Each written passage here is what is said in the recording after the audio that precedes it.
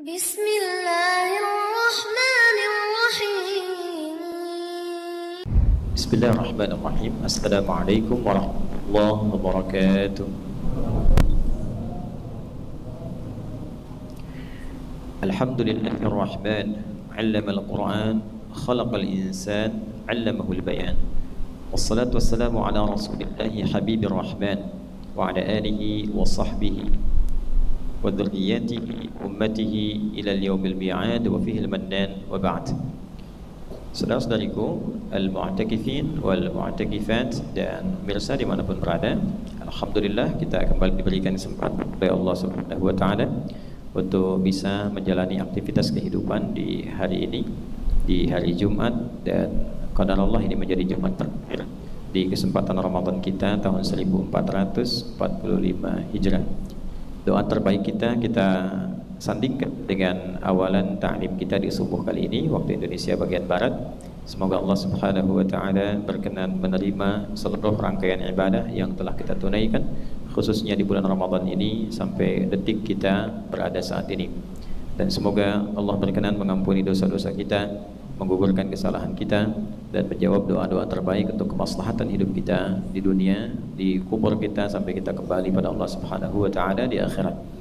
Untuk itu kita mencoba untuk berikhtiar demi mewujudkan apa yang kita harapkan, untuk mempelajari pedoman berkehidupan yang disampaikan oleh Allah Subhanahu wa taala kepada Rasulullah sallallahu alaihi wasallam agar dapat diajarkan, diberikan tauladan kepada seluruh umatnya sehingga mendapati peluang kebahagiaan yang sama. Untuk itulah Al-Qur'an ketika diturunkan di bulan Ramadan ini, Allah menegaskan sifat turunnya Al-Quran ini bukan dengan sifat bacaannya, tapi sifat pedoman berkehidupannya. Al-Quran surah kedua Al-Baqarah di ayat 185 saat Allah Subhanahu wa taala berfirman, "Syahrul Ramadan alladzi unzila fihi al-Quran hudal linnas." Di bulan Ramadan yang diwajibkan kita menunaikan ibadah puasa itu, pada saat itulah diturunkan Al-Quran yang fungsinya adalah sebagai pedoman berkehidupan untuk seluruh manusia sampai berpulang kepada Allah Subhanahu wa ta'ala. Jadi isi Al-Quran itu 114 ayat, 30 juz, 6.236 ayat kurang lebih, ya, 114 surah diurangi 30 juz, 6.236 ayat, seluruhnya isinya adalah pedoman berkehidupan. Jadi ada kurikulum hidup di sini yang kita bisa keluarkan sesuai dengan tema-tema kehidupan kita. Kita dalam posisi apa yang sedang dilakukan, apa yang akan dikerjakan, keluarkan ayatnya, ikuti penjelasan dari Nabi, kemudian lakukan seperti yang Nabi berikan petunjuknya pada kita, maka disitulah kita berpeluang mendapatkan kesuksesan dan kebahagiaan dalam berkehidupan di 3 alam.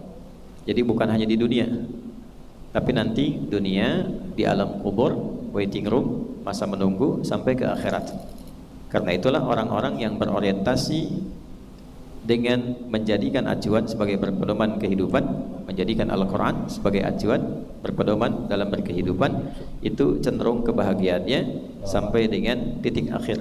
Ya, wa minhum may yaqulu rabbana atina fid dunya hasanah wa fil akhirati hasanah wa qina adzabannar. Itu poinnya. Dalam rangka itulah kemudian kita mencoba mengeluarkan tema-tema spesifik di dalam Al-Quran yang kiranya secara umum kita butuhkan dalam berkehidupan. Alhamdulillah di pertemuan yang lalu kita telah sampai di pembahasan ayat keempat di surah Al-Alaq, surah ke-96. Bagi yang baru terhubung di kajian ini bisa mengamati dari awal sesi kajian kita saat pembahasan surah Ad-Duha, kemudian Al-Insyirah, dan serial berikutnya pada sub tema yang keempat pada pembahasan surah Al-Alaq, surah ke-96 berisi 19 ayat, diturunkan oleh Allah Subhanahu wa taala pada periode Makkiyah, yaitu saat Nabi masih tinggal di Mekah sebelum hijrah ke Al-Madinah Al-Munawwarah. Seperti kita ketahui bahwa surah ini khususnya 5 ayat pertama adalah surah yang Allah turunkan sebagai pembekalan awal kepada Nabi untuk menjadi contoh bagi umatnya agar berbekal diri sebelum menjalani aktivitas. tegaskan kembali sebagai intisari bahwa Islam selalu mengajarkan pada pemeluknya siapapun agar menyiapkan diri sebelum menjalani aktivitas apapun. Nah, ini teman-teman seperti kemarin disampaikan, calon da'i, calon ulama, Islam menganjurkan bahkan mewajibkan sebelum berdakwah, menjalankan tabligh itu mengisi dulu, menyiapkan bekal dulu dengan membekali diri dan menyelimuti diri dengan beragam pengetahuan yang dibutuhkan. Mau dakwah di bidang apa? Dalami ilmunya, pahami ma'rifahnya sampai kita mengetahui betul baru disampaikan. Jadi bukan di tengah jalan buka Google kemudian nyampe di tempat hanya mengeksplorasi atau berkreasi main retorika pada tema yang diamanahkan. Nah, itu tidak disukai. Karena selevel Nabi pun itu diperintahkan oleh Allah untuk berbekal diri dulu. Iqra, baca dulu. Diselimuti dengan pengetahuan kurang lebih selama 3 tahun dibekali. Ya, untuk itu kemudian menjadi bahan bagi kita. Dan ini ayatnya umum seperti pernah kita bahas. Bukan di level pendidikan dan pengajaran saja, tapi di level usaha. Orang-orang yang ingin usahanya sukses, maka harus berbekal pengetahuan. Harus ada riset, pernah kita bahas sebelumnya. Ya, bekali dengan pengetahuan, bidangnya apa, kemudian bekali secara komprehensif, lalu adakan sebuah riset. Setelah itu dilakukan, mitigasi objeknya, baru kemudian bisa diimplementasikan apa yang telah dipelajari secara teoritis itu. Nah, kalau ingin kita dapatkan akselerasi, bahasa kerennya deh, percepatan dalam pengetahuan itu di bidang apapun, di bidang apapun. Di militer itu ada pendidikan juga, di kepolisian ada pendidikan juga, di kehakiman ada pendidikan. Pengen jadi arsitek, mesti belajar. Pengen jadi pilot, nggak bisa mendadak. Ada pesawat pengen diterbangin, nah itu langsung COD itu sama malaikat. Ya. Nah, jadi harus ada pengetahuan, semua basicnya begitu. Nah, akselerasi pengetahuan itu bisa didapatkan dengan ayat pertama, Iqra bismi rabbikal ladzi khalaq, dengan melakukan pendekatan kepada Allah Subhanahu wa taala. Ya, pertama meluruskan niat, mempelajari segala hal itu dilakukan untuk mengagungkan Allah Subhanahu wa taala. Ya, lakukan karena Allah, maka Allah mudah sekali untuk memberikan berbagai akses kelancaran dan kemudahan. Sebagaimana mudah bagi Allah mencipta manusia yang menurut kita begitu kompleks, bagi Allah sangatlah mudah. Apatah hanya sekedar menjadikan kita bertambah pengetahuannya. Kemudian bila itu sudah ingin kita lakukan, maka pelajari secara bertahap. Jangan lompat-lompat. Kita sudah kaji ini secara detail, silahkan yang baru bergabung dicek kembali. Khalaqal insana min alaq. Ya, sungguh manusia tercipta dari zigot yang rendah, yang kecil, belum berbentuk, masih menempel, kemudian sampai menjadi manusia utuh yang beraktivitas sempurna. Al-insan, manusia utuh yang beraktivitas sempurna. Kurang lebih disebutkan 67 kali di dalam Al-Quran. Ya? Dari bangun tidur sampai tidur lagi. Nah, Allah memberikan kesan kepada kita, beraktivitaslah secara bertahap. Dari yang ringan sampai yang sedang, sampai yang berat, ilmu pun bertahap, kerja bertahap, ya. Sebagaimana fase kehidupan kita pun dicipta dalam keadaan bertahap. Dan kalau sudah matang, sudah sukses, ya jangan berlebihan, jangan sombong. Karena itu nanti ayat 6 dan 7-nya menekankan sekali setelah punya ilmu sempurna, kalla innal insana la yatgha ar-ra'ahus taghna. Diingatkan, jangan berlebihan, jangan sombong. Kalau kaya jangan merasa kaya, kalau ilmu jangan sok berilmu, kalau punya kedudukan jangan merasa kuasa. Karena Anda itu, saya, kita berasal dari apa? Dari alaqah, dari alaq, sesuatu yang kecil, hina, terpancar, ya, yang kita sampaikan di pertemuan lalu, bahkan ya baunya pun tidak mewangi. Maka dibalik oleh Allah, kamu siapa?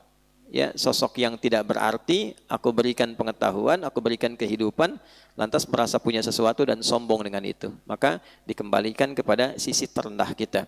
Biasanya kalau orang refleksi, bahasa kerennya itu ya, menggambarkan kerendahan dirinya, itu muncul sifat ketawaduan dan semangat untuk bisa menambah lebih. Ya. Kemudian Iqra wa rabbukal akram. Di sini kita dapatkan isyarat untuk menegaskan kembali. Kalau bertanya bagaimana cara memulai itu, maka Allah menyampaikan, mulailah engkau dengan meneladani sifat Allah, mendekati Allah dengan takwa, dan teladani sifat-sifat kemuliaannya. Sebagaimana Allah memberi lebih tanpa pamrih, maka kita pun berusaha belajar bekerja dengan ikhlas dan berbagi tanpa pamrih. Maka dengan berbagi itu Allah tambahkan kembali. Ya, saya belajar hampir 95% waktu yang diberikan dari usia itu diisi dengan belajar sampai sekarang. Dan menariknya, ilmu itu bertambah ketika diajarkan, ketika diamalkan. Ya, justru ketika kita simpan tidak diberikan, itu tidak menambah apapun. Dan cara paling gampang untuk mengingat sesuatu adalah dengan menyatakannya. Jadi kalau kita mengajarkan itu, menyampaikan kembali, itu cara praktis untuk mengingat pelajaran yang kita telah kaji. Karena itu kenapa penghafal Al-Quran sering mengulang-ulang?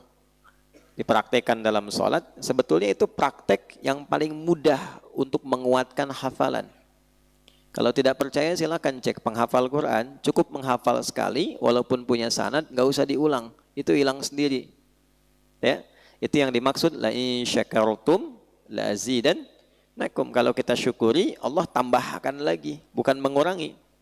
Nah, dengan pemikiran yang sama, logika yang sama diterapkan dalam bab harta. Itu sebabnya ada zakat, ya, ada infak, ada sedekah. Itu konsepsinya untuk menambah, bukan mengurangi. Karena itu disebut zakat, ya. Artinya at-taharah wan numu. Taharah itu menyucikan dari sifat ketergantungan berlebihan kepada harta, sehingga menyimpulkan kalau nggak ada harta nggak hidup, itu kan?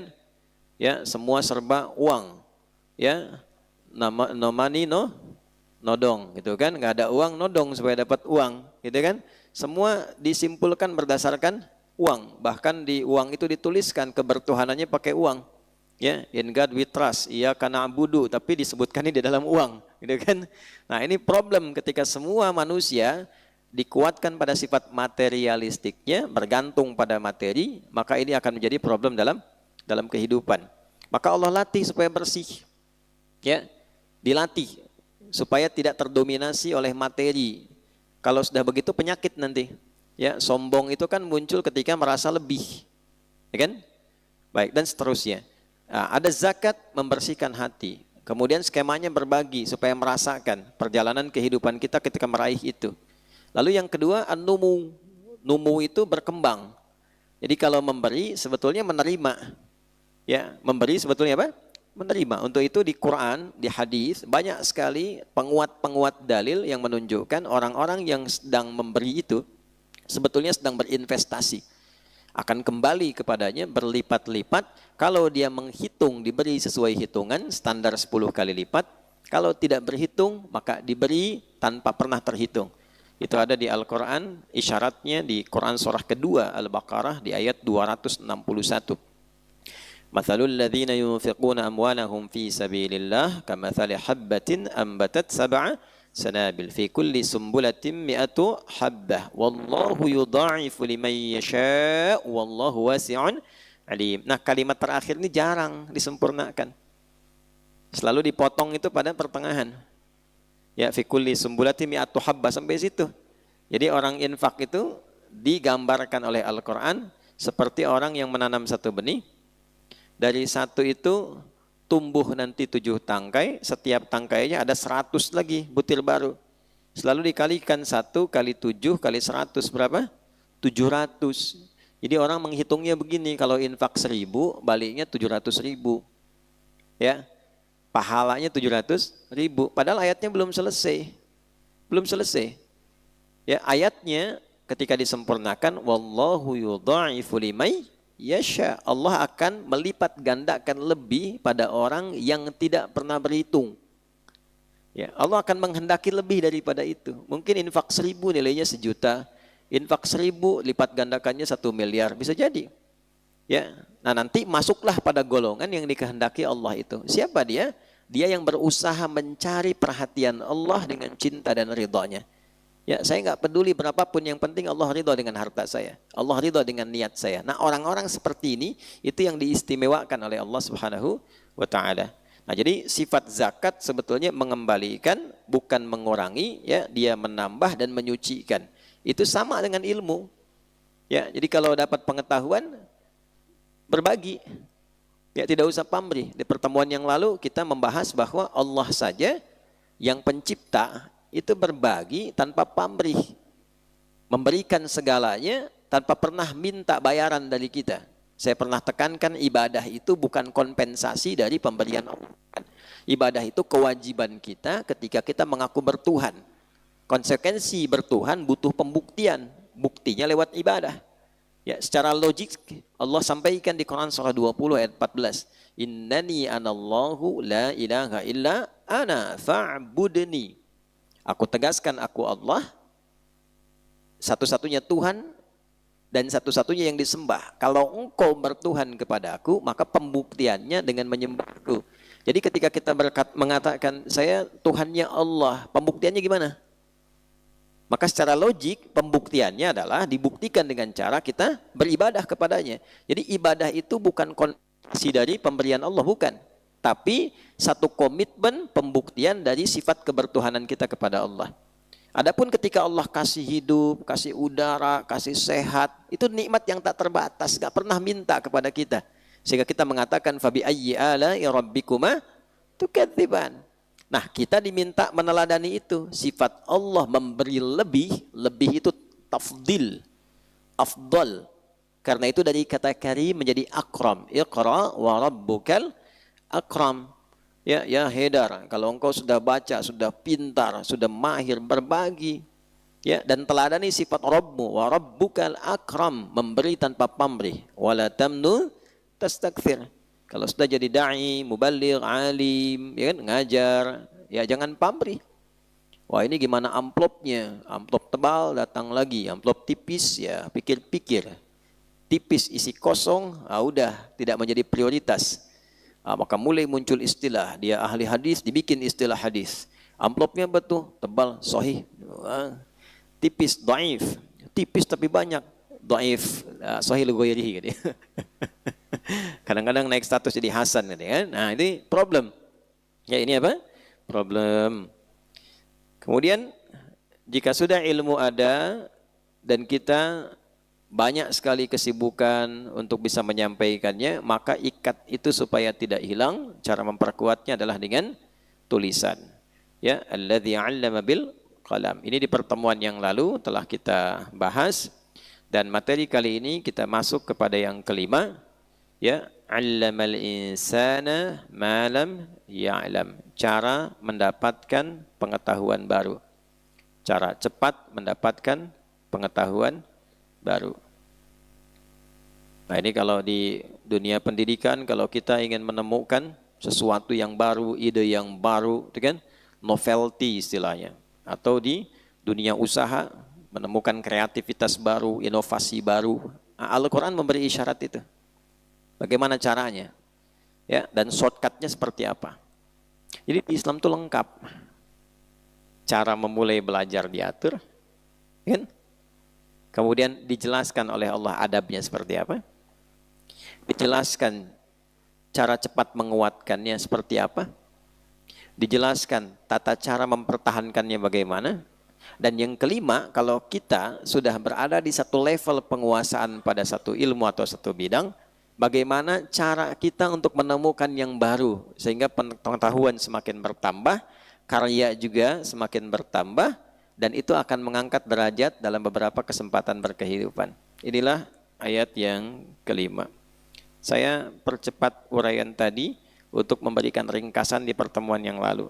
Detailnya silahkan dicek lagi pada tayangan sebelumnya. Sekarang kita lambatkan dengan metode sersan, ya, serius tapi santai. Tapi jangan terlalu santai ya, nanti arkan kepalanya patah tuh ke bawah ya.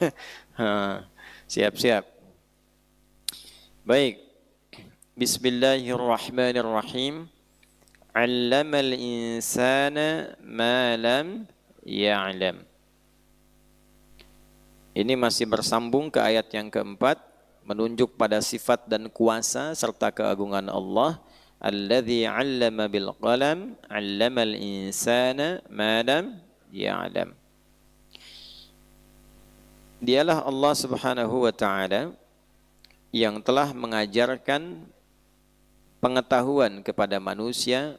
Perhatikan cara menerjemahkannya. Untuk digunakan dalam beraktivitas, ma lam ya'lam, bahkan pada hal yang belum diketahuinya. Ya kan? Dialah Allah yang telah mengajarkan pada manusia beragam pengetahuan untuk diterapkan dalam beraktivitas, bahkan pada hal atau aspek yang belum diketahuinya. Sudah? Baik, sekarang kita pakai ilmu nahwu dulu. Ya, untuk mengatofkan, mengikutkan hukum ini pada ayat sebelumnya. Apa korelasi hubungan antara ayat 5 dengan 4? Kalau di ilmu tafsir, teman-teman yang ini belajar ya, calon da'i ini, ulama,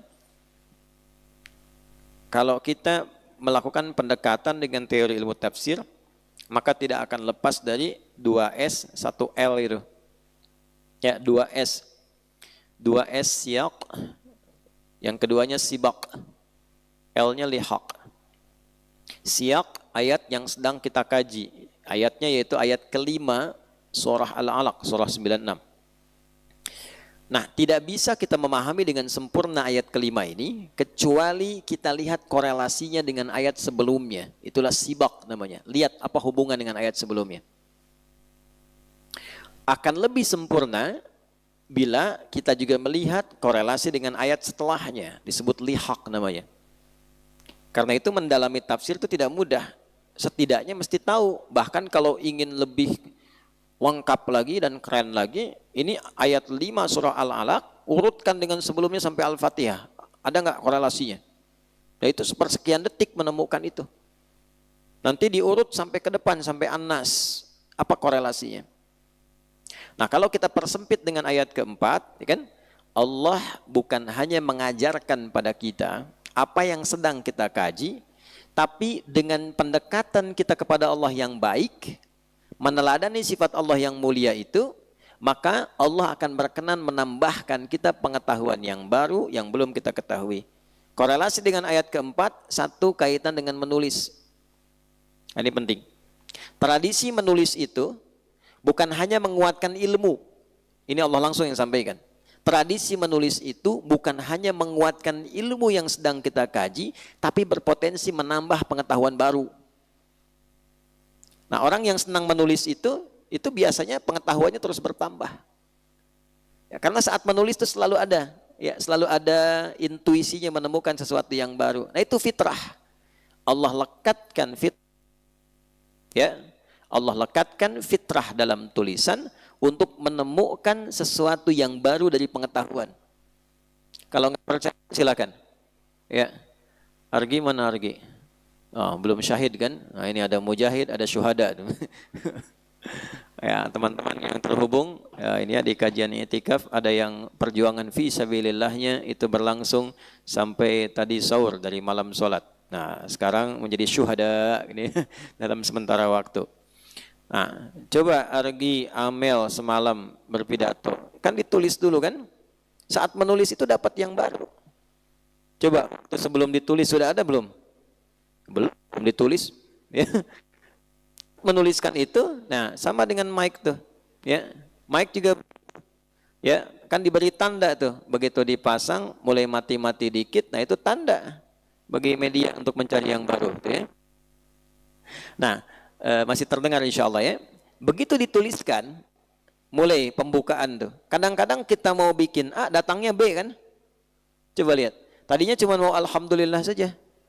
Alhamdulillah. Tapi tiba-tiba yang tadinya alhamdulillahirabbil alamin, tiba-tiba berkreasi. Alhamdulillahirabbil alamin. Ya. Alladzi yu'ti aman katsiratan lin-nasi ajma'in misalnya. Ingin mencari yang ujungnya rimanya sama in. Itu bisa muncul dengan tiba-tiba. Ya, seperti mic yang tiba-tiba. Tolong diganti dulu ya.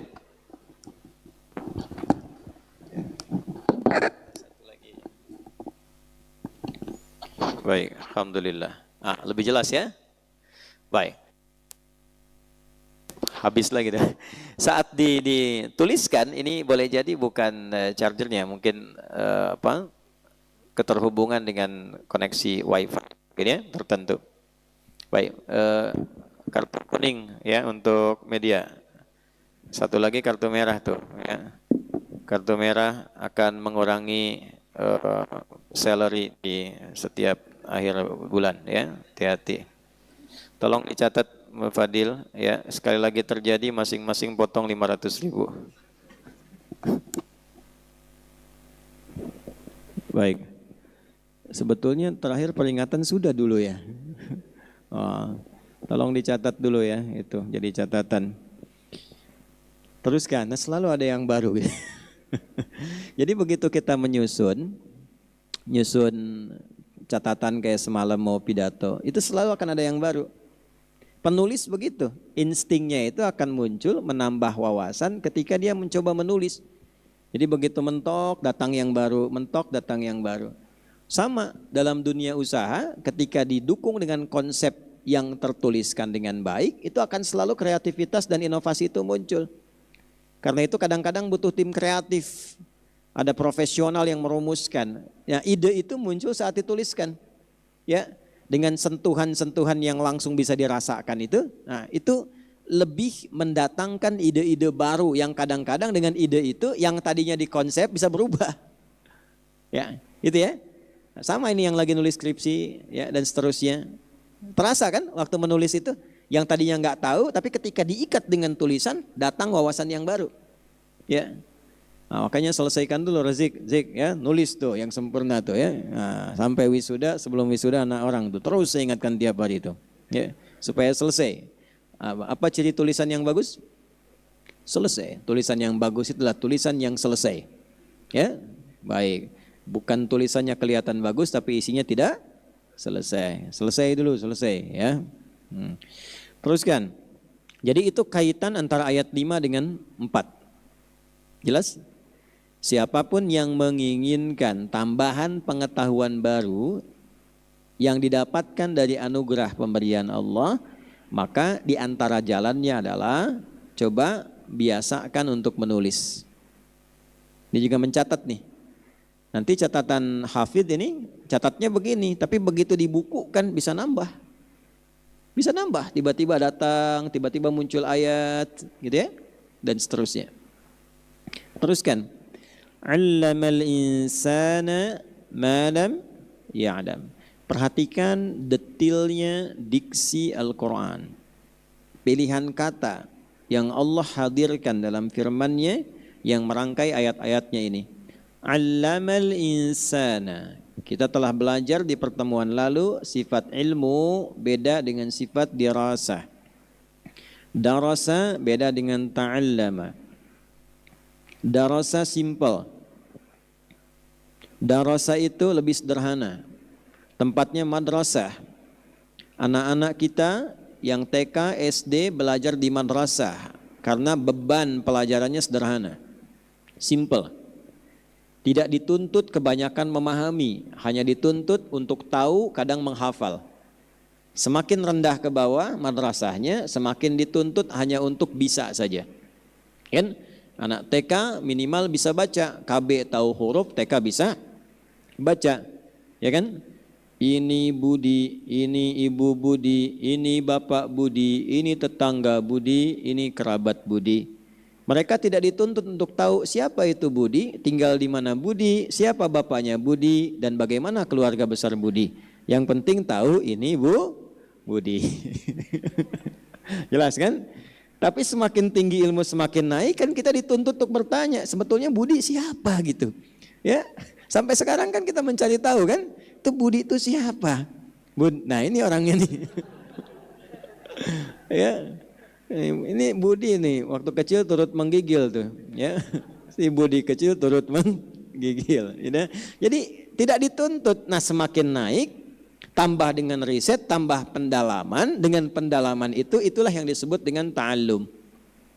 Ya, dengan ilmu alima, mengajarkan secara dalam dan luas, lebih lengkap. Karena itu sifat Allah bukan daris tapi alim. Maha mengetahui dengan lengkap. Ya, saya pernah sampaikan ada nabi yang senang belajar walaupun dari yang sederhana yang kecil-kecil. Ya, nabinya disebut Idris dari kata darasa. Ya, suka mencatat, belajar walaupun dari yang sederhana, dari yang kecil-kecil. Ya, jelas sampai sini? Baik ya. Nah, jadi kalau belajar dari kecil, qiraati, iqra, ya dan lain-lain itu kan yang ditampilkan cuma huruf. Seperti kita bahas kemarin, A sampai ya kan? I, u, gitu kan? Ya, a fathah a fathah fa lam dhammah u lu apa lu gitu kan. Nah, dan seterusnya ya. Tapi kalau sudah dewasa kan kita pengen tahu artinya apa, maknanya apa. Nah, ini allama, Allah mengajarkan dengan lengkap. Al-insan, manusia, ini Masya Allah, ini luar biasa ya. Ada dua pendekatan arti. Satu, manusia yang beraktivitas secara total. Jadi dikembalikan oleh Allah bila ingin mudah aktivitasnya. Bila ingin mudah totalitas aktivitasnya dari bangun tidur sampai tidur lagi, maka belajar yang total. Kalau bisa tuliskan supaya terukur. Digabungkan dengan ayat keempat. Tuliskan supaya terukur. Karena itu sering kita bikin diare itu ya.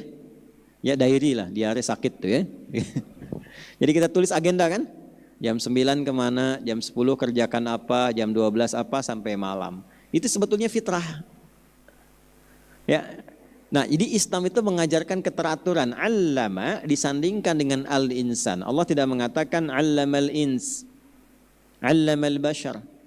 Tapi allamal insana untuk memberikan kesan bahwa kalau aktivitas ingin mudah, ingin lancar, bahkan ingin diberikan kesuksesan dengan cepat, maka salah satu metode dan caranya adalah, ini poinnya, ya, siapkan secara teratur dan isi dengan pengetahuan di bidangnya. Jelas? Tulis. Yang kedua, apa manfaat menuliskan agenda kita sebelum dilakukan dan dibekali pengetahuan? Akar kata insan, menurut Ibnu Abbas radhiyallahu taala anhuma, seakar dengan kata nisyan, artinya lupa. Di tulisan itu mengingatkan kembali ya apa yang mungkin secara potensial bisa lupa. Jelas? Nah, jadi kalau kira-kira kita lupa, dengan tertuliskan itu bisa diingatkan lagi. Ini mau pidato nih, ya kultum sampai ke level pejabat. Itu kalau ingin lancar terukur, biasanya kalaupun tidak menulis dia bikin poin-poinnya. Ya, bikin poinnya, kadang dikasih kode, dituliskan misalnya di mimbar yang kadang kita tidak tahu. Ya. Ada yang dituliskan di tangan begitu mengecek begini, ada yang dituliskan di jam ya seperti lihat jam padahal di situ ada poin-poin dan seterusnya.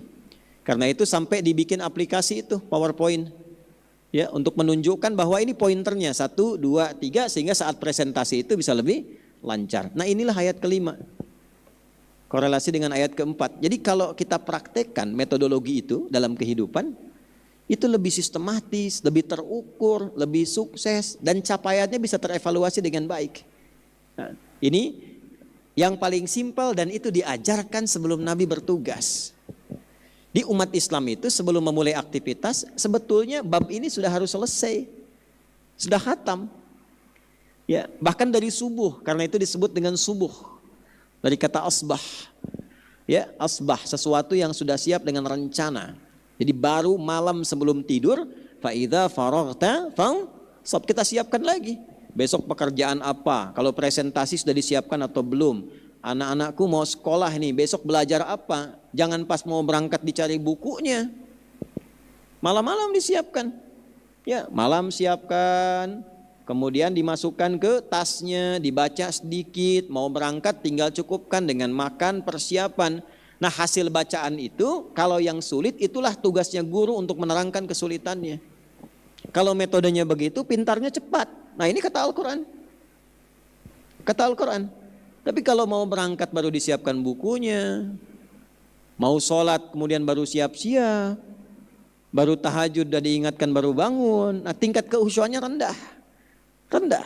Tingkat fokusnya menurun. Sama dengan Anda mau kuliah.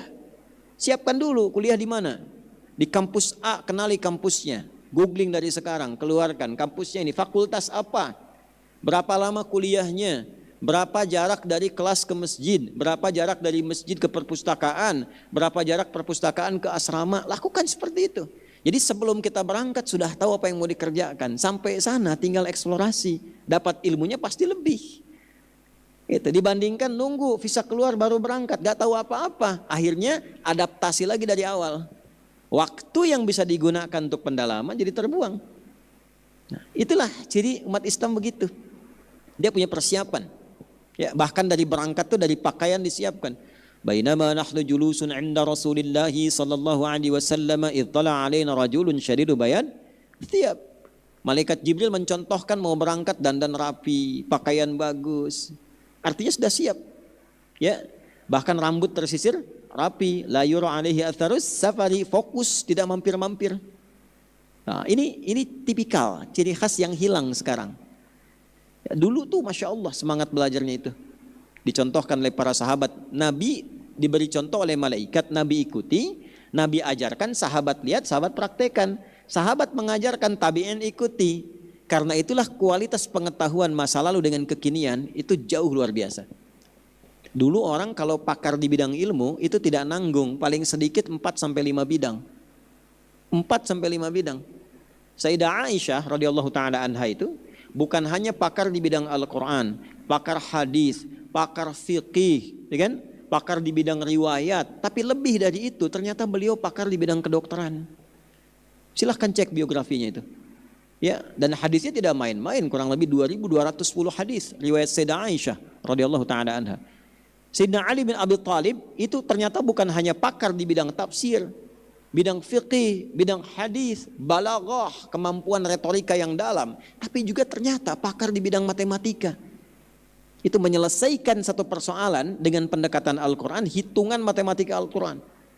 Teman-teman yang udah bisa baca kitab tuh cari kitab namanya Al-Jawahir, karya Syekh Tantawi Jauhari. Itu lihat jilid yang terakhir di bab Lataif itu, ya. Itu ditemukan kisah-kisah yang sangat menarik yang penyelesaiannya justru dengan konsepsi pengetahuan yang sekarang dikembangkan. Ya, ada seorang istri, ya, dibawa suaminya diadukan kepada Sayyidina Ali bin Abi Thalib radhiyallahu taala anhu karena dituduh berzina. Ya, istrinya ini mengandung 6 bulan sudah lahiran. Gitu. Normalnya hitungan tidak seperti itu. Kan yang biasa dihitung 9 bulan kan? Kurang lebih 9 bulan 10 hari. Datang dibawa. Diadukan, istri saya zina, tolong hukum. Sayyidina Ali bijak. Karena dapat ilmu dari Nabi itu. Sahabat dapat ilmu dari Nabi, dipraktekkan. Ya, bukan dikoleksi tapi dipraktekkan. Sayyidina Ali tanya, apa benar engkau berzina? Tidak ya Amirul Mukminin, tidak. Ya. Tanya suami, ada saksi enggak? Tidak ada. Berarti harus pembuktian. Tapi kan ini baru 6 bulan sudah lahiran katanya, nggak normal. Kata Sayyidina Ali bin Abi Thalib radhiyallahu taala anhu, istrimu benar, dia tidak berdusta. Dia mengatakan yang benar, engkau tak punya saksi. Kemudian mencoba mengklarifikasi lagi orang ini. Dari mana bukti kebenarannya? Apakah engkau tidak membaca firman Allah Subhanahu wa taala? Maka dibacakanlah surat Qaf yang semalam dibaca di ayat ke-15. Wa wassaynal insana biwalidayhi ihsana hamalathu ummuhu kurha wa wada'athu kurha wa hamluhu wa fisaluhu 30 syahra. Baik, pertama firman Allah di surah 46 Al-Ahqaf di ayat ke-15. Ya, Allah memberikan pesan tegas pada setiap anak berbakti kepada kedua orang tuanya dan menjadikan itu bagian dari ibadah kepada Allah. Merasa diawasi, ihsan. Tahukah engkau kalau engkau ingin sedikit protes kepada ibu, ingin membantah ayah, pikirkan dulu minimal pedih ibumu dan beratnya ketika mengandungmu. Gak pernah protes. Adik, mama mau masak, adik tunggu dulu ya, kandungan dikeluarin, simpen dulu. Gak begitu. Dibawa kemana-mana tuh. Coba dihitung tuh ya, berat kandungan dikalikan 9 bulan, kira-kira berapa beban yang dibawa selama 9 bulan. Ya, antum coba latihan bawa beban, disimpan di perut, terus bawa terus tuh. Ya, mau tidur, mau makan, mau ke toilet, bawa terus tuh 9 bulan tuh, supaya tahu. Ya. Nah, Quran tuh minta kita berpikir, coba deh kamu tes dulu gitu. Ya, kurha yang di Luqman, wahnan di sini kurha. Ya, kadang-kadang nggak nyaman, kurha itu kadang nggak nyaman, miring kanan susah, kiri susah, telungkup bahaya, gitu kan? Ya, itu nggak mudah. Nah, yang paling menarik adalah wahamluhu wa fisaluhu, mengandung dan menyapih itu, menyapih kan diberikan ASI sampai selesai. Yaitu totalnya keduanya 30 bulan. Jelas? Sedangkan di Quran surah Luqman di ayat ke-14, surah 31 ayat 14 Allah menyampaikan dengan pembuka yang serupa, wa wassaynal insana biwalidayhi. Perhatikan, hamalathu ummuhu wahnan ala wahn wa fisaluhu fi amain. Di Quran surah Luqman ayat 14 memberikan ASI dan menyapi itu 2 tahun. 2 tahun, amain. Di Quran surah 46 ayat 15 mengandung sampai memberikan ASI disapih 30 bulan. Bukankah engkau tahu 2 tahun itu 24 bulan? Kalau engkau kurangi 30 24 berapa sisanya kata Ali? 6. Nah, itulah yang disebut kandungan prematur. 6 bulan lahiran itu prematur namanya kata Ali bin Abi Thalib. Itu baru muncul istilahnya. Tuh. Itu pendekatan kalau tidak punya kemampuan menghitung dan ketajaman ya mendapatkan itu dari mulai ya, modal yang cukup baik itu tidak mungkin mendapatkan kesimpulan demikian. Pertanyaannya bagaimana bisa mendapatkan itu? Nah, inilah dia ya allamal insana ujungnya malam ya'lam. Maknya itu menunjuk pada semua tanpa batas. Jadi kalau kita pengen ilmu baru yang belum tahu, ini caranya. Ya. Ada 2 caranya. Ada berapa? 2. Sudah? Yang pertama, di sini allama dhamirnya kemana larinya? Ke Allah. Dhamir itu kata ganti, ya.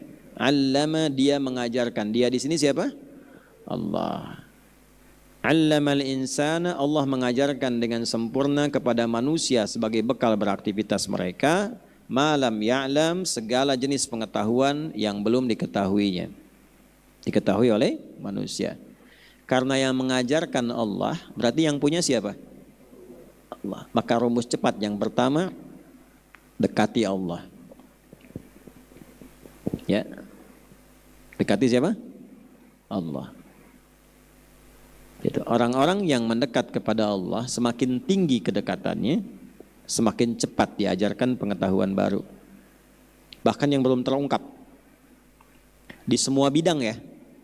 Di semua bidang, bukan hanya di bidang untuk pengetahuan saja, untuk menjadi pengajar, dai atau alim minal ulama. Jadi rumus pertama dekati siapa? Allah. Contoh begini, Nabi Musa, ya, ini yang viral kita diminta tiap pekan baca Al-Kahf tuh, Jumat, malam Yasin, ya pagi siang Al-Kahfi, Al-Kahf. Tuh kalau tiap pekan kita dalami maknanya, pinteran tuh, pinter. Jadi saya nggak usah ceramah lagi tuh.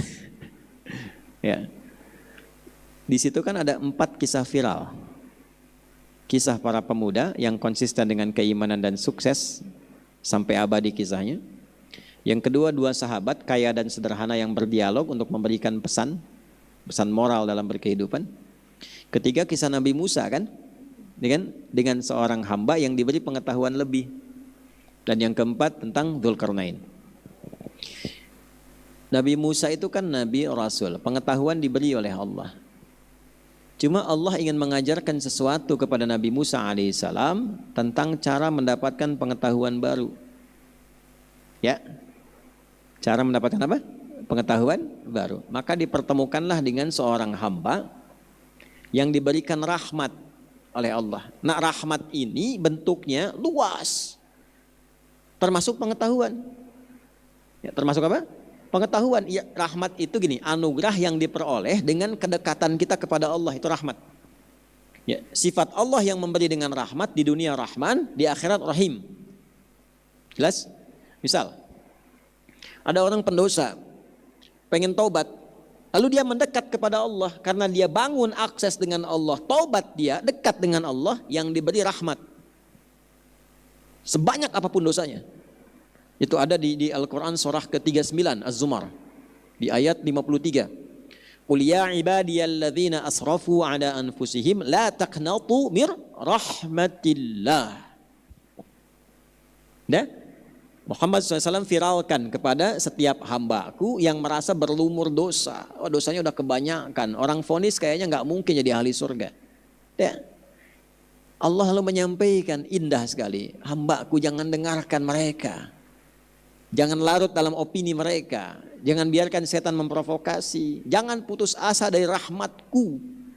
Ketika rahmat diberikan baru turun ampunan. Innallaha yaghfirudz dzunuba jami'a. Itu rahmat namanya. Diuji nih, diuji, belajar diuji, ya kan? Sulit memahami.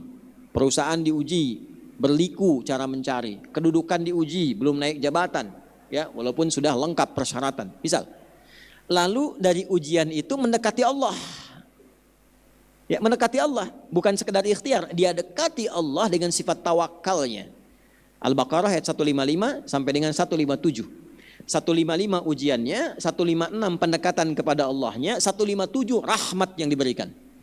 Ya, wala nabluwannakum bisyai'im minal khaufi wal ju'i wa naqsin minal amwali wal anfusi wath thamarat wa basyiris sabirin. Siapa yang sabar saat menerima ujian itu? Ayat 156. Alladzina idza asabathum musibah qalu inna lillahi wa inna ilaihi rajiun. Dia dekati Allah. Turun 157-nya. Ulaika alaihim salawatum min rabbihim wa rahmah. Tuh. Ketika rahmat turun, baru solusi muncul. Wa ulaika humul muhtadun. Datang solusi. Itulah rahmat. Nah, ilmu sama. Di tadi yang Quran surat Al-Kahf itu buka ayat 65 itu. Ya, buka ayat 65 itu. Fawajada abdan min ibadina atainahu rahmatan min indina. Rahmat. Apa jenisnya? Wa 'allamnahu min ladunna ilma, ladunna, ilmu kami, kata Allah itu. Pakai na menunjukkan ketinggian. Ada ayat 65, paling kanan pertengahan tuh, halaman 301 kalau nggak salah. Ya. Ada. Ya kan? Makanya disebutnya laduni. Ya, ladun itu bukan ilmu punya Pak Duni, bukan. Ladun, bukan. Ya, ladun itu kembali ke yang punya. La min ladunna, dun itu ke atasnya langsung. Dengan keagunganku kata Allah aku tambahkan.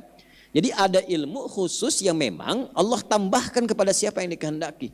Sifat mendapatinya lewat rahmatnya. Pencarian mendapatkan rahmat itu lewat kedekatan taqarrub ilallah. Nah, cara bertakarub kepada Allah itu simpel caranya dengan meningkatkan takwa. Meningkatkan apa? Takwa. Itu yang dimaksud Al-Baqarah di akhir ayat 282. Nah, ngajinya begitu biar kita nyambung. Lihat Quran surah 2 akhir ayatnya 282. Paling kiri sebelah bawah. Wattaqullah wa yu'allimukumullah. Tuh, jelas kalimatnya. Wattaqullah, dan tingkatkan takwamu kepada Allah. Wa yu'allimukumullah, maka Allah berkenan mengajarkan padamu tambahan pengetahuan. Diajarin. Pak, teman-teman dari perusahaan ya, sedang berusaha berinovasi menemukan yang baru. Macet, bangun sholat tahajud. Takwa, cari amalan takwa. Ya, sholat itu amalan khas pertama. Ulama itu kalau ada persoalan sholat. Ya. Bahkan mau nikah zik, kalau belum ini tuh ragu-ragu sholat. Ya, istikharah. Istikharah. Kalau sudah yakin jangan istikharah lagi, nanti bingung lagi. Ya, kalau sudah yakin istikharah namanya itu. Ya, udah ketemu. Nah itu sholat. Nanti begitu sholat ketemu tuh ide. Ya, saya punya beberapa siswa itu di penyidik, ya, polisian, di TNI sedang bertugas itu. Yang dilakukan ketika takwa ditingkatkan, puasa tambah, baca Quran tambah, Allahu Akbar. TNI tiba-tiba dibimbing oleh Allah. Ya, yang harusnya belok kiri ke kanan, tiba-tiba nemukan sampai senjata ditemukan, amunisi ketemu. Penyidik yang mencari-cari susah gitu kan, sholat dapat gambaran dikasih, itu yang baru. Hakim mau mutuskan, ini saksinya kayaknya banyak, ya, tapi kayaknya tidak meyakinkan gitu kan. Bagaimana cara menemukannya? Mendekati Allah. Ya, hakim kan wakil Tuhan di bumi, wakil Tuhan gak kenal Tuhan kan aneh. Maaf Pak Hakim, ini masa wakil Tuhan gak kenal Tuhan, ya kan? Nah, seharusnya wakil Tuhan itu lebih meningkat kadar kedekatannya. Itulah formulasinya takwa. Nah, itu yang menjaga sifat keadilan, ya kan? Ya, adil dan adab itu satu rangkaian. Jika ingin melekat pada kemanusiaan, maka harus ada kebertuhanan. Itulah sebabnya Pancasila kebertuhanan dilekatkan di awal sila, ketuhanan yang Maha Esa, baru kemanusiaan yang adil dan beradab. Kapan adil itu muncul? Ketika dekat dengan Tuhan. Karena tipikal manusia sulit berbuat adil. Sulit. Ya. Antum kepala sekolah, terima murid baru, ya kan? Datang orang yang tidak punya hubungan dengan antum, nilainya 100. Tiba-tiba anak keponakan datang, nilainya 99, yang masuk diterima yang mana? Tuh. Itu tuh. Ya, jadi ada soft corruption dalam diri manusia, kecenderungan untuk tidak adil. Makanya tidak mudah. Ya. Apa yang Allah sampaikan di An-Nisa itu? Wala tastati'u an ta'dilu bainan nisa'i walau harastum. Mau adil susah. Tidak mudah. Nah, cara mendapatkan objektivitas itu dekati pemilik keadilan Allah. Semakin dekat dengan Allah, ada sifat keadilan, ada adab dalam menyampaikan. Ya. Mangadu eta kapirai tiasa lebet itu nilainya 88, insyaallah lebet ya. Alhamdulillah tahun payun. Ya, sementawis cadangan, ya, itu kurang lebih terjemahan bahasa Jepang ya, gitu. Nah, jadi kalau kita sudah punya kedekatan tertentu, itu sifatnya akan diberikan. Penemuan baru.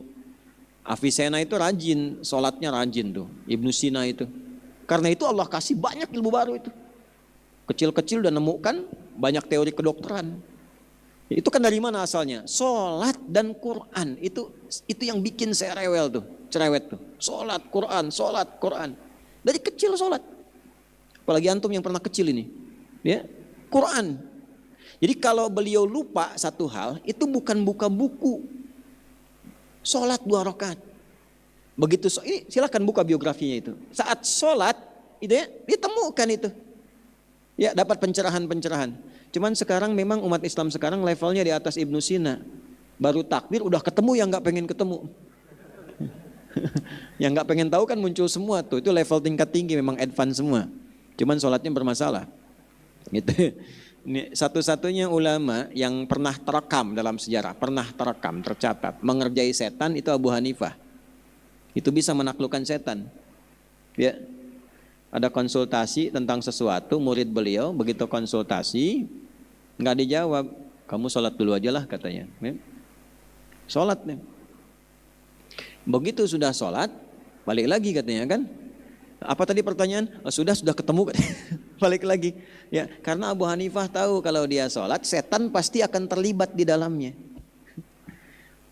Dengan menyampaikan ini sebetulnya di sini supaya mengganggu sholatnya. Nah, Abu Hanifah di antara imam yang bisa menjebak setan tuh.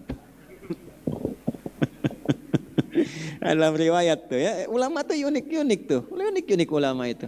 Ya, nah itu cara pertama, tingkatkan takwa. Ya, amalan utamanya terutama 3. Jaga 3 ini nih.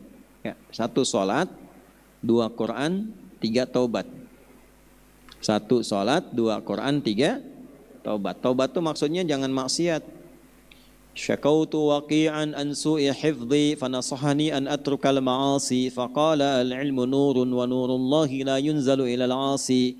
Imam Syafi'i berkata mengadu pada gurunya, wahai guru, ilmuku kok agak berkurang, mudah sekali lupa. Ya, maka gurunya menyampaikan, Syafi'i, ilmu itu bagaikan cahaya dan cahaya Allah tidak diturunkan pada pelaku maksiat. Ya kan? Al ilmu nurun. Kalau sekarang al ilmu menurun, ya. Nah, karena pakai maksiat, M-nya maksiat, melakukan maksiat jadi menurun. Harusnya al ilmu nurun. Jadi cahaya. Ya cahaya Allah tidak diturunkan pada pelaku apa? Maksiat. Jadi salat, baca Quran. Kalau pengen ditambah dengan bersedekah. Ya bersedekah, niatkan dengan sedekah itu menambah pengetahuan. Seperti Imam Abu Hanifah ya punya materi sedikit, muridnya ditanggung. Ya, jadi punya 2 murid hebat, Abu Yusuf dan Muhammad. Nah, ini salah satu muridnya ini itu ditugaskan ibunya, ayahnya meninggal, ibunya bertugaskan untuk menjajakan kue bikinan ibunya. Bikin kue, suruh dagangin. Nah, satu kali setiap lewat majelisnya Abu Hanifah, ini anak ini setiap mendengar cepat sekali pemahamannya. Kadang-kadang mampir dikit ditanya bisa langsung jawab. Abu Hanifah terkesan. Kata Abu Hanifah, coba sini dulu belajar. Saat belajar di hari itu pulang dagangan kurang laku. Ibunya nanya, kamu dari mana kok nggak jualan seperti biasanya?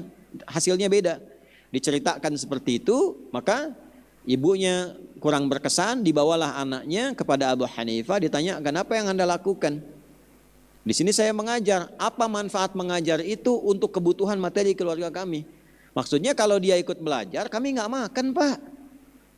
Itu simpelnya. Dibalik sama Abu Hanifah, berapa yang didapatkan dari hasil jualan ini selama sebulan? Sekian. Kalau begitu biarkan anak ini belajar dengan saya, ini hasil selama sebulan saya berikan. Ridho ibunya. Ya, ridho ibunya. Tanya dulu tapi, ya. Jadi kalau dia sekarang belajar dapat apa ke depan? Nah ini masih ada yang begitu tuh. Udah dapat bagiannya masih nanya, kan? Nah, tipikal begitu. Ya, maaf ya para perempuan. Ikut. Tapi memang dihiasi perempuan itu dengan kesenangan materi. Ya, nanti kalau kita ngaji di surat Saba itu saat masuk materi Bilqis dan Sulaiman di An-Naml ya, saat masuk itu ya itu menarik tuh. Ya, Bilqis itu kan tadinya menjaga kehormatan, wibawa, ya kirim hadiah dulu. Begitu kemudian dikirim balik, dibalikin dan dijadikan besar istananya, ya kan? Tadinya kan masih ratu. Tapi begitu lihat istananya Sulaiman megah, terkesima dengan pesonanya, langsung saya dan Sulaiman mendekat kepada Allah katanya itu, ya. Ya, pengen Sulaiman dan istananya. Jadi kalau dapat Sulaiman dapat istananya kan? Ya, coba lihat ngaji Qur'annya itu kalau kita baca senyumnya tuh senyum indah itu. Senyumnya indah. Ya Allah, saya dan Sulaiman menunduk kepadamu gitu kan? Itu baru dikasih istana tuh. Jik baca jik tuh. Wa atun nisaa shadaqatihinna. Lah berikan yang terbaik, maka dia memberikan hatimu untuknya sepenuhnya. Ya. Nah, saya balik memberikan hatimu untuknya sepenuhnya. Coba, maka sentuhlah ia tepat di hatinya, maka ia akan jadi milik untuk selamanya. Nah, jadi kadinya teh. Ayo, ya terakhir. Nah, ini itu pendekatan. Nah, jadi tadi gimana akhir kisahnya? Ibunya mengatakan, nanti ke depan jadi apa? Perhatikan nih, dahsyatnya Abu Hanifah. Ilmu ini akan mengantarkan ia makan fustuk di masa depannya. Fustuk itu makanan elit para raja. Ya, yang kalau kita umroh haji ada kacang paling enak tuh, itu fustuk. Ya, itu dulu dimakannya oleh kalangan elit, para raja, bangsawan dan sebagainya. Setelah 40 tahun dari peristiwa itu, ternyata Abu Yusuf ini diangkat menjadi mufti besar istana yang khusus berada di samping raja. Maka saat sedang di samping raja diberikanlah fustuk itu kepada beliau. Menangislah beliau pada saat itu. Ditanya, ya imam, apa yang menyebabkan engkau menangis? Ma'abkak. Aku teringat kisah 40 tahun lalu saat guruku mengatakan di hadapan ibuku. Ya, anak ini akan makan fustuk. Ya, dan itu terjadi kemudian hari. Nah itu jadi kalau kita menemukan guru-guru yang ikhlas itu, nah, belajarnya yang betul. Belajar yang betul. Nah, suatu saat keberkahan itu akan sampai dan itu akan didapatkan. Ya. Nah, saya cerita itu karena banyak merasakan hal-hal demikian. Ya. Lanjutkan yang terakhir, malam ya'lam tariqah, atau cara yang terakhir adalah dengan cara mengikuti sunnah Nabi SAW. Satu, dekati Allah. Yang kedua, dekati sunnah Nabi SAW. Dan ini perintah. Dari mana perintah itu didapatkan? Seperti apa isyaratnya? Di Al-Baqarah di ayat ke-151. Quran surah 2 ayat 151. Kama arsalna fikum rasulan minkum. 1. Yatslu alaikum ayatina. 2. Wa yuzakkikum. 3. Wa yuallimukumul kitab. 4. Wal hikmah. 5. Wa yuallimukum ma lam takunu ta'lamun. Lihat yang kelima. Dan lihat di Al-Alaq ayat keberapa? Kelima. Allamal insana ma lam ya'lam. Ayat keberapa? 5. Dan ini jadi pemberian kelima di ayat 151. Allah tugaskan Nabi Muhammad itu menyampaikan 5 hal. Yang pertama isi Al-Quran. Yang kedua mengajarkan akhlak. Dan yang ketiga mengajarkan sunnah hadisnya. Yang keempat mengajarkan hikmah. Yang kelima mengajarkan beragam pengetahuan baru yang belum diketahui umatnya. Sudah? Nah, tafsirnya di situ. Tafsir ketemu tafsir, ayat bil ayat, Quran bil Quran. Paham? Jadi tugasnya sekarang apa? Keluarkan hadis-hadis Nabi secara tematik, khususnya di bab ilmu. Al-Imam Al-Bukhari pernah mengeluarkan itu dari 97 topik ditempatkan di topik ketiga, namanya Kitabul Ilmi. Keluarkan. Di situ nanti kita perdalam bagaimana cara belajar yang benar, menemukan waktu yang tepat untuk belajar, mencari guru yang tepat, kajian khusus. Kalau perempuan hari apa, laki-laki hari apa ada. Ketemukan. Keberkahan dalam belajar seperti apa. Langkah itu, ini maksudnya, langkah itu kalau diikuti dan diamalkan dalam hidup, jadi dapat yang baru. Jelas? Jadi bukan hanya kita mengerjakan bangun sesuai sunnah Nabi, makan sesuai sunnah Nabi, itu praktikal namanya. Cintai Nabi di bab ilmu, itu maksudnya. Ya, bagaimana caranya? Belajar seperti petunjuk Nabi. Ketika belajar mengikuti petunjuk Nabi, dapat pengetahuan baru. Itu maksudnya. Jelas? Nah, inilah tema kita kali ini, cara mendapatkan pengetahuan baru. Jadi caranya ada 2. Yang pertama, mendekati Allah Subhanahu wa taala dengan takwa, kan? Yang kedua, mengikuti petunjuk Nabi sallallahu alaihi wasallam dalam rangka menuntut ilmu. Bila sudah didapatkan itu, maka kuasai dengan ikhtiar mempelajari, lalu catat itu supaya terdokumentasikan. Ya, terdokumentasikan, dan catatan itulah yang menjadikan legasi kita dikenang di kemudian hari. Jelas? Jadi kalau Anda ingin eksis sampai 30 tahun yang akan datang, 100 tahun yang akan datang kalau belum kiamat, itu salah satunya dengan tulisan. Ya, dengan tulisan, karena orangnya sudah tidak ada. Ya, Nosa dikenal sekarang, tapi generasi 100 tahun yang akan datang tidak akan pernah kenal Nosa. Siapa Nosa? Tapi Nosa sekarang membuat buku berjudul Super Nosa misalnya.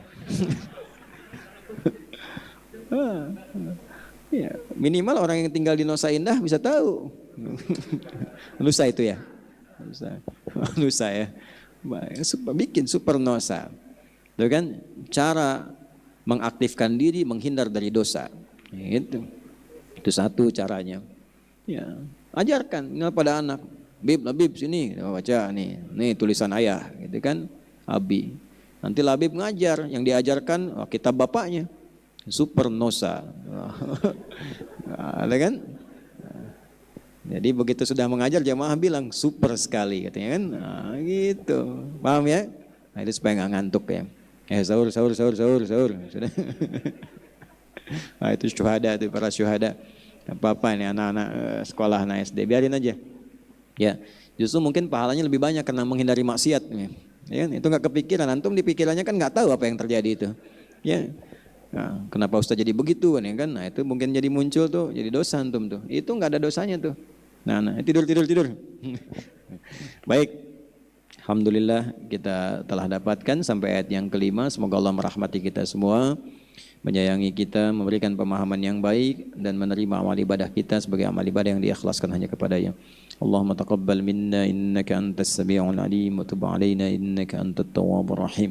اللهم علمنا ما ينفعنا فقهنا في الدين وعلمنا التأويل وفقنا فيما تعلمنا يا الله يا أرحم الراحمين وارزقنا نعمة العمل بما فهمناه كما تحب وترضى وصلى الله على سيدنا محمد وعلى آله وصحبه أجمعين وآخر دعوانا سبحانك اللهم ربنا وبحمدك نشهد أن لا إله إلا أنت نستغفرك ونتوب إليك والحمد لله رب العالمين ثم السلام عليكم ورحمة الله وبركاته.